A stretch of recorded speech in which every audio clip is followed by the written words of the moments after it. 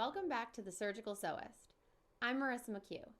Today we're going to jump right in and start sewing. If you have a few supplies and about 5 minutes, you could get started with English paper piecing today. Let's get started. English paper piecing, or EPP, is a method of quilting where you take a cardstock shape and wrap it in fabric. Then you attach those shapes together to make a design.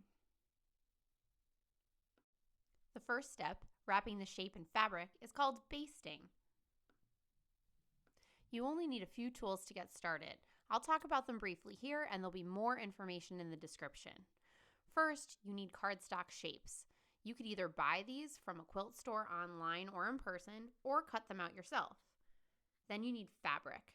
Quilter's cotton is the easiest to work with, but you could use anything as long as it doesn't have too much stretch. You will need a glue stick, like this one I took from my toddler's art box, and a pair of scissors, like this one I stole from a suture removal kit about 15 years ago. Flip your fabric over so the back or the wrong side is showing. Then use a little bit of glue to attach the shape to the middle of the fabric piece.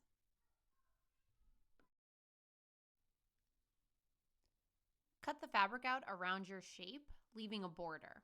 This doesn't have to be perfect, just eyeball it.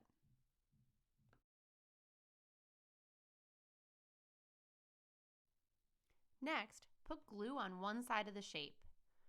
Fold the fabric over and fold down onto that glued area. Now repeat for all of the other sides in clockwise order.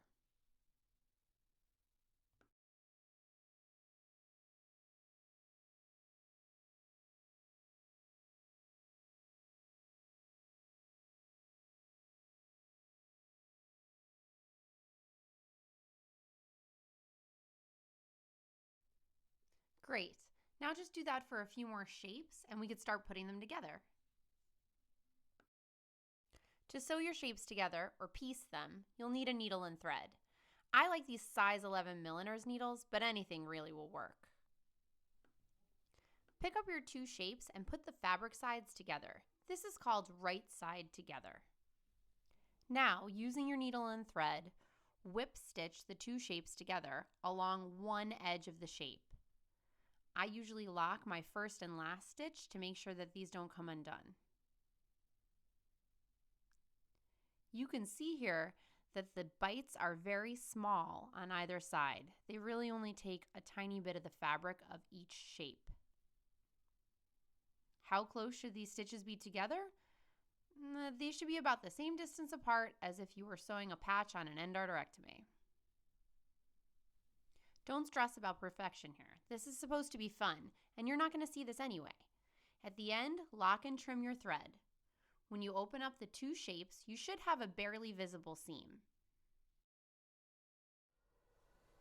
Keep practicing, and you can make shapes into basically anything, from a classic hexagon flower like this to an aorta if you're a big nerd like I am.